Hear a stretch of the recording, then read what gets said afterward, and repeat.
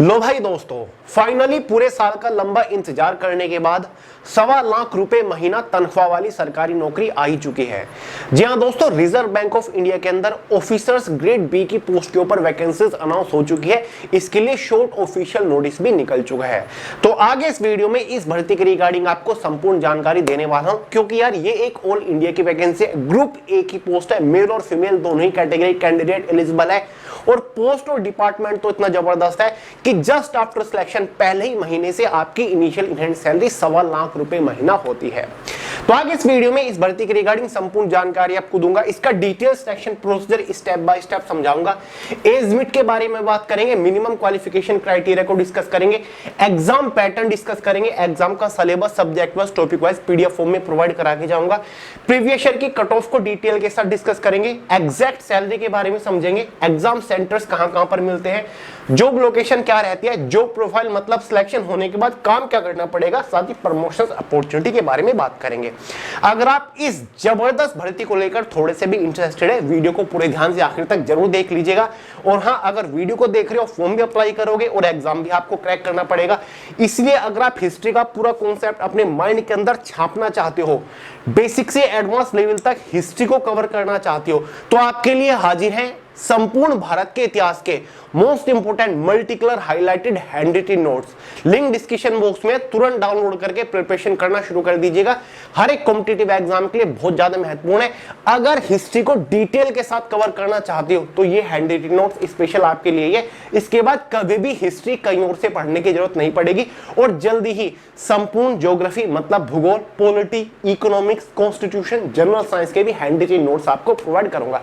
Link description box में फिलहाल history cover करिए आप। क्लियर है?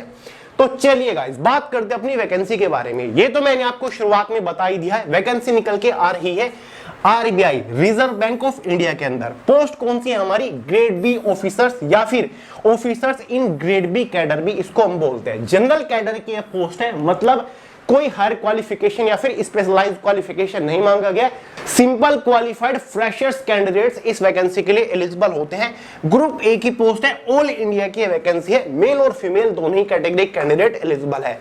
शुरुआत में आपको बता देता हूं, इस पोस्ट के ऊपर सिलेक्शन होने के बाद पहले ही महीने से आपको 1,25,194 रुपए मिलना शुरू हो जाएगा। जी हाँ दोस्तों, हर महीने 1.25 लाख रुपए तनख्वाह आपको मिलने वाली है, जो कि अपने आप में काफी बिंदास सैलरी है। तो चलिए बात करते हैं एलिजिबिलिटी क्राइटेरिया के बारे में। जनरल वालों के लिए मिनिमम एज लिमिट 21 साल होती है, मैक्सिमम 30 साल होती है। ओबीसी एसटी एससी वालों को एज में रिलैक्सेशन मिलता है, जैसे कि ओबीसी वालों को 3 साल का मिलता है, एसटी एससी वालों को 5 साल का एज में रिलैक्सेशन मिल जाता है। फॉर्म कब से स्टार्ट हो रहे हैं, लास्ट डेट क्या है, एग्जाम वगैरह कब कंडक्ट कराया जा सकता है, नोटिफिकेशन क्या है, सारी जानकारी आगे दे रहा हूं। पहले कुछ बेसिक जानकारी इकट्ठा कर लेते हैं। क्वालिफिकेशन के बारे में बात कर लेते हैं।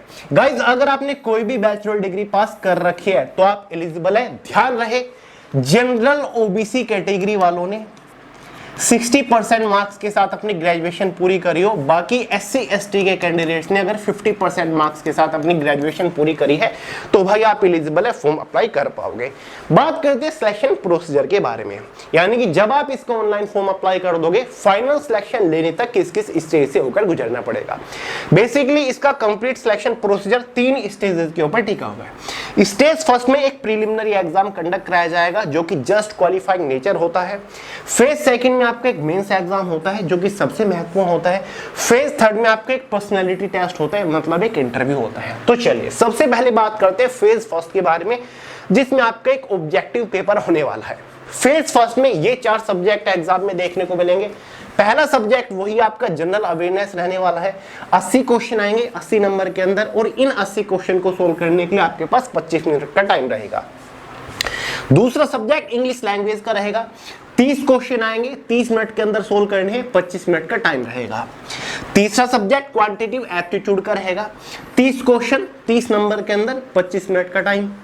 चौथा सब्जेक्ट रीजनिंग एबिलिटी, यहां पर टोटल 60 क्वेश्चन आएंगे, 60 नंबर के अंदर 45 मिनट का टाइम रहेगा। इसी के बेसिस पर इस ऑब्जेक्टिव पेपर में टोटल 200 क्वेश्चन होंगे, 200 नंबर का पेपर होगा, 120 मिनट यानी कि 2 आवर क्वेश्चन पेपर की टाइम ड्यूरेशन है। 0.25 मार्क्स के एग्जाम में नेगेटिव मार्किंग होगी। एग्जाम आपका बायलैंग्वेज हिंदी और इंग्लिश में रहने वाला है। ध्यान रहे ये preliminary exam just qualifying nature है, इसके जो मार्क्स होंगे वो फाइनल मेरिट में ऐड नहीं होंगे। ये एग्जाम आपको जस्ट क्वालिफाई करना है और आगे बढ़ना है। क्लियर है दोस्तों? तो भाई इस प्रीलिमिनरी एग्जाम को क्वालिफाई करने के बाद आपको बुलाया जाएगा मेंस एग्जाम के लिए, ठीक है। बट उससे पहले पिछले साल की कट ऑफ को डिस्कस कर लेते हैं।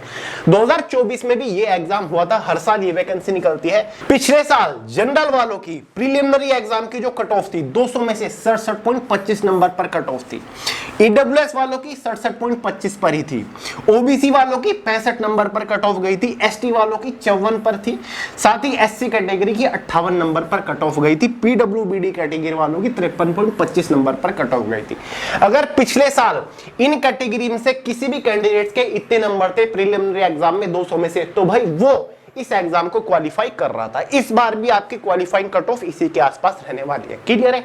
इसकी कट ऑफ बहुत ज्यादा हाई इसलिए नहीं जाती क्योंकि एग्जाम का लेवल ठीक ठाक आता है। क्लियर है? और हाँ दोस्तों, यहां पर आपको सेक्शन वाइज भी क्वालिफाई करना होता है। जैसे कि पिछले साल सेक्शन वाइज कट ऑफ देख लीजिए, कैटेगरी वाइज। जैसे कि जनरल अवेयरनेस की जनरल वालों की कितने नंबर पर कट ऑफ थी? 20 नंबर पर। जनरल अवेयरनेस कितने नंबर का था? 80 नंबर का था। अगर पिछले साल जनरल कैटेगरी के कैंडिडेट्स जनरल अवेयरनेस में 80 में से 20 नंबर ला रहे थे तो इस सेक्शन में क्वालिफाई कर रहे थे। ईडब्ल्यूएस वालों की भी 20 नंबर थी, ओबीसी वालों की 16 नंबर थी, एससी वालों की 14.25। ऐसे ही इंग्लिश लैंग्वेज कितने नंबर का था? 30 नंबर का था। तो इंग्लिश लैंग्वेज की 30 में से 7.50 जनरल वालों की कट ऑफ थी। क्वांटिटेटिव एप्टीट्यूड कितने नंबर का था? 30 नंबर का ही था। 7.5 नंबर पर कट ऑफ थी। रीजनिंग कितने नंबर का था? 60 नंबर का था। 60 में से 15 नंबर पर आपकी कट ऑफ थी। क्लियर है? टोटल जनरल वालों की 67.25 कट ऑफ गई थी, जो कि मैं आपको बता चुका हूं। ठीक है, तो सेक्शन वाइज कट ऑफ आपकी इस तरीके से रहती है। बात करते हैं फेज सेकंड एग्जाम के बारे में, मेंस एग्जाम के बारे में। इसका जो फेज सेकंड एग्जाम है वो 3 पार्ट में डिवाइड कर रखा है, पेपर फर्स्ट, पेपर सेकंड और पेपर थर्ड। ये आपका है पेपर फर्स्ट और ये आपका पेपर सेकंड और ये आपका पेपर थर्ड। ठीक है, सेम डे पर होते हैं, एक साथ ही आपका होता है, ऑनलाइन एग्जाम होता है। पेपर फर्स्ट जिसमें आपको इकोनॉमिक्स और सोशल इश्यूज से क्वेश्चंस देखने को मिलने वाले हैं। ये पेपर फर्स्ट का सब्जेक्ट है और पेपर फर्स्ट जो होगा वो टोटल 100 नंबर का होने वाला है। इसमें आपके 50% जो क्वेश्चंस होंगे वो आपका मतलब पेपर का जो 50% पार्ट होगा, एक तरीके से 50 नंबर का जो पोर्शन होगा, कितने नंबर का? 50 नंबर का जो पोर्शन होगा वो आपका ऑब्जेक्टिव होगा, यानी कि एमसीक्यू बेस्ड होगा। और 50 नंबर का जो पोर्शन होने वाला है पेपर फर्स्ट में वो आपका सब्जेक्टिव होगा। क्या होगा? सब्जेक्टिव, मतलब कि आपका डिस्क्रिप्टिव होगा। ठीक है, ये देखिए 50% जो होगा वो आपका ऑब्जेक्टिव टाइप है और इन 50% में जो ऑब्जेक्टिव क्वेश्चंस आएंगे वो लगभग 30 ऑब्जेक्टिव क्वेश्चंस आएंगे। कितने नंबर के अंदर? 50 नंबर के अंदर। अब आप सोच रहे होंगे कि भैया 30 ऑब्जेक्टिव क्वेश्चंस 50 नंबर के अंदर कैसे? कुछ क्वेश्चन होते हैं आपके 1 नंबर के, कुछ क्वेश्चन होते हैं 2 नंबर के, वो डिफिकल्टी लेवल के ऊपर डिपेंड करता है। ठीक है, तो 30 मिनट के अंदर आपको ये 30 ऑब्जेक्टिव क्वेश्चन सोल्व करने हैं। ठीक है, इकोनॉमिक्स और सोशल इश्यूज से रहेंगे। बाकी 50 नंबर का जो पोर्शन रहेगा वो डिस्क्रिप्टिव टाइप रहने वाला है। सब्जेक्ट आपका इकोनॉमिक्स और सोशल इशू होगा, लेकिन आंसर आपको लिख के देने होते हैं। ठीक है, यहां पर आप हिंदी या फिर इंग्लिश किसी भी लैंग्वेज को चूज कर सकते हैं। जरूरी नहीं है कि आपको आंसर इंग्लिश में देना है, हिंदी में भी आप इन क्वेश्चंस का आंसर दे सकते हैं। क्लियर है? 90 मिनट का टाइम रहेगा। अब सवाल उठता है कि ये जो डिस्क्रिप्टिव पेपर होगा पेपर फर्स्ट में कितने क्वेश्चंस होंगे? यहां पर आपके 6 क्वेश्चंस होंगे। कितने? 6। और इन 6 में से आपको केवल 4 ही सोल्व करने हैं। 4 आपको सोल्व करने हैं। ठीक है, ऑप्शन में होते हैं। अब ये 4 क्वेश्चन एक तरीके से 50 नंबर के अंदर होते हैं। अब ऐसा क्यों? 2 क्वेश्चन जो आपके होते हैं वो 15 नंबर के होते हैं। ठीक है, और बाकी जो आपके 2 क्वेश्चंस होते हैं वो आपके 10-10 नंबर के होते हैं। तो टोटल कितने हो गए आपके? 50 मार्क हो गए। 6 क्वेश्चन होते हैं, 4 आपको सोल्व करने होते हैं। समझ गए? तो भाई 100 नंबर का हो गया आपका ये पेपर फर्स्ट, जिसमें से 30 क्वेश्चन ऑब्जेक्टिव आ रहे हैं और बाकी के जो 4 क्वेश्चन है वो आपके सब्जेक्टिव है। ठीक है, बात कर लेते हैं पेपर सेकंड, जो कि इंग्लिश लैंग्वेज का रहेगा, राइटिंग स्किल का रहेगा, यानी कि जो ऐसे होते हैं लेटर राइटिंग वो आपको करके दिखानी होगी एक तरीके से। क्लियर है? ये आपका 90 मिनट का होगा। तीन चीज आपको यहां पर देखने को मिलेगी। प्रीसी राइटिंग हो सकती है, लेटर हो सकता है, एप्लीकेशन हो सकता है, एस्से हो सकता है, पैराग्राफ हो सकता है, कॉम्प्रिहेंशन पैसेज हो सकता है। ठीक है, ये भी आपका 100 नंबर का होगा, ये स्पेशली इंग्लिश का ही होगा। ठीक है, देखा जाता है कि आप कैसे लिख सकते हो पैराग्राफ। पेपर थर्ड जो होगा वो जनरल फाइनेंस और मैनेजमेंट का रहेगा, अलग ही किताब आ जाती है, आप इसको पढ़ सकते हैं। इसका भी सेम फंडा पेपर फर्स्ट की तरह है। 50% जो ऑब्जेक्टिव क्वेश्चंस होंगे वो 30 मिनट के अंदर सोल्व करने, 50 नंबर के होंगे। टोटल कितने क्वेश्चन होंगे? 30 क्वेश्चन होंगे। मैंने आपको बता दिया था, कुछ क्वेश्चन 2 नंबर के, कुछ क्वेश्चन 1 नंबर के। बाकी 50% मार्क्स, 50% पार्ट जो होगा वो डिस्क्रिप्टिव पेपर का होगा। 6 क्वेश्चन होंगे, 4 आपको सोल्व करने हैं। 2 क्वेश्चन आपके 10 नंबर के होंगे, 2 क्वेश्चन आपके 15 नंबर के होंगे, इसलिए ये 4 क्वेश्चन आपके 50 नंबर के अंदर होंगे। 90 मिनट का टाइम आपके पास रहेगा। ठीक है, तो टोटल पेपर थर्ड की जो टाइमिंग होगी 120 मिनट आपकी हो गई। तो 100 नंबर का ही आपका पेपर थर्ड हो गया। 100 नंबर का पेपर थर्ड, 100 नंबर का पेपर सेकंड और 100 नंबर का आपका पेपर फर्स्ट। ठीक है, तो टोटल जो आपका मेंस एग्जाम हो गया वो कितने नंबर का हो गया? 300 नंबर का हो गया। ठीक है, अब पिछले साल की कट ऑफ के ऊपर एक बार नजर डाल लेते हैं, आगे हम सिलेबस को भी डिस्कस करेंगे। क्लियर है दोस्तों? ये दोस्तों पिछले साल की कट ऑफ है जनरल वालों की। 300 नंबर में से मेंस एग्जाम की जो कट ऑफ गई थी 2023 की मैं बात कर रहा हूं, पिछले से भी पिछले साल की, वो 169 पर गई थी। ठीक है, जनरल वालों की मेंस एग्जाम 300 नंबर का है। 300 में से अगर पिछले साल जनरल वाले 169 नंबर ला रहे थे तो वो क्वालिफाई कर गए थे मेंस एग्जाम को। ओबीसी वालों की भी 169 पर ही थी, एससी वालों की 156.50, एसटी वालों की 148.50, ईडब्ल्यूएस वालों की 169 पर, पीडब्ल्यूबीडी की 148 पर। ठीक है गाइस, अब अगर आप मेंस एग्जाम को भी क्वालिफाई कर लेते हो उसके बाद आप थर्ड स्टेज में एंटर करोगे, बट उससे पहले सिलेबस को डिस्कस करते हैं। इसके एग्जाम का full detail syllabus subject wise, topic wise PDF form में मैंने way to success Telegram channel के अंदर प्रोवाइड करा दिया, लिंक डिस्क्रिप्शन बॉक्स में। वहां से आप पूरे सिलेबस को पीडीएफ फॉर्म में डाउनलोड करके अच्छे से देख सकते हैं, समझ सकते हैं कि भाई किस सब्जेक्ट के अंदर से कौन से टॉपिक के ऊपर मोस्टली फोकस करना है। टेलीग्राम चैनल का लिंक वीडियो के नीचे डिस्क्रिप्शन बॉक्स में है। स्टेज थर्ड, ठीक है, जिसमें आपका होगा इंटरव्यू। ठीक है, इंटरव्यू जो होगा वो कुल ही आपका 75 नंबर का होने वाला है। इंटरव्यू आपका बाइलैंग्वेज होगा, क्वेश्चंस आप हिंदी में भी देख सकते हो, क्वेश्चंस का आंसर इंग्लिश में भी दे सकते हो। पर्सनल इंटरव्यू है, 75 नंबर का आपका रहने वाला है, समझ गए।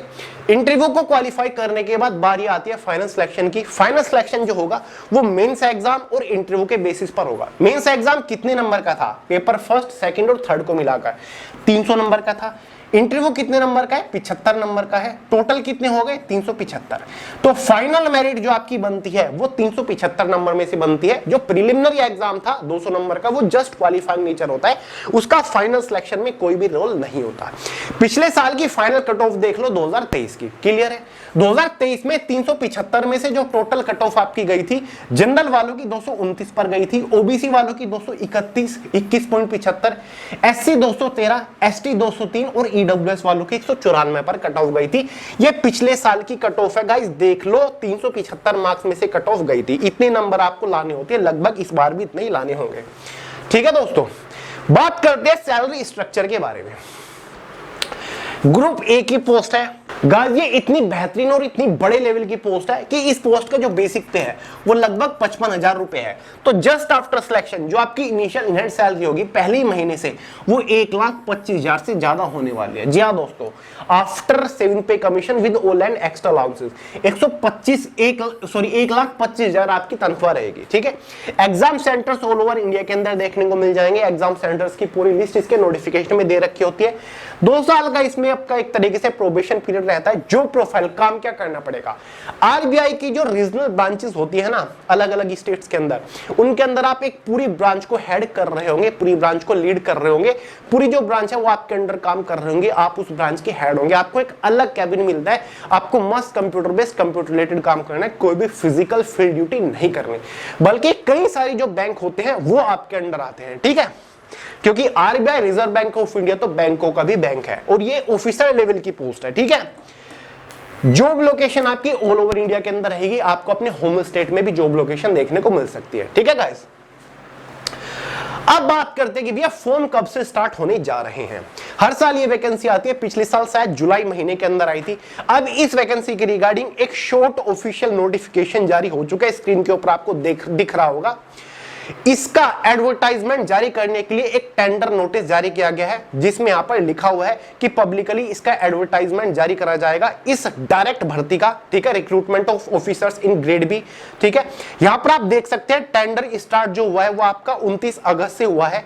लास्ट में आइए release of advertisement in newspapers, यानी कि पब्लिकली सभी न्यूज़पेपर्स के अंदर इस भर्ती का जो एडवर्टीजमेंट यानी कि नोटिफिकेशन रिलीज किया जाएगा वो सितंबर 8, 2025, यानी कि आज से करीब करीब 8 दिन बाद इस वैकेंसी का नोटिफिकेशन आ जाएगा।